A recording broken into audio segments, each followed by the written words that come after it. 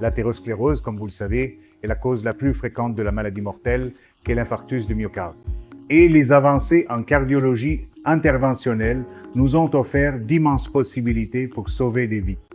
Lorsque des personnes arrivent avec une crise cardiaque, nous réalisons une angioplastie primaire et la pose de stent en urgence, et nous parvenons désormais à sauver plus de 96 à 98% de ces patients. Nous pouvons réaliser des angioplasties dans les bifurcations et les vaisseaux ramifiés, dans les artères coronaires principales, dans les vaisseaux chroniquement obstrués, dans les petits vaisseaux, et nous pouvons effectuer des angioplasties aussi bien chez les jeunes que chez les personnes très âgées, y compris des patients de 4-20 ans.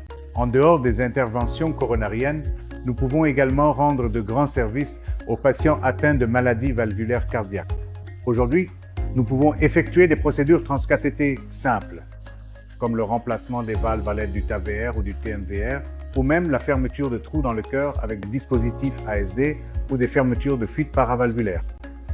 Une autre maladie importante et difficile à traiter a été la dissection aortique et les anévrismes de l'aorte, qui autrefois ne relevaient que de la chirurgie.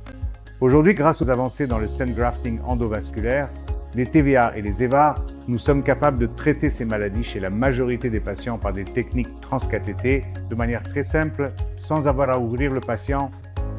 Les thérapies par dispositifs, comme les pacemakers et la resynchronisation cardiaque, CRT, ont également été un de mes domaines d'intérêt supplémentaires et les patients souffrant d'arythmie ou de bradycardie peuvent désormais être pris en charge facilement grâce aux pacemakers les plus avancés récemment développés.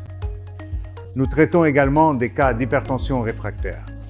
Il y a des personnes dont l'hypertension ou la pression artérielle ne sera jamais contrôlée malgré l'utilisation de 5 ou 6 médicaments et nous disposons d'innovations sous la forme de la thérapie de dénervation rénale, également appelée RDN, où nous pouvons introduire des cathéters dans les vaisseaux sanguins des reins et appliquer un courant de radiofréquence afin que la pression artérielle puisse être contrôlée, même chez ces patients souffrant d'hypertension difficile à traiter.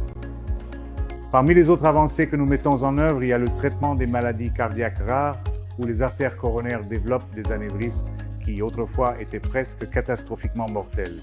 Aujourd'hui, nous sommes capables de les traiter avec des stents couverts. Nous pouvons insérer des coils et ainsi fermer ces anévrismes sans avoir recours à la chirurgie. La prise en charge médicale des maladies cardiaques a également connu d'énormes progrès, ce qui nous encourage beaucoup dans la prise en charge d'une grande variété de patients.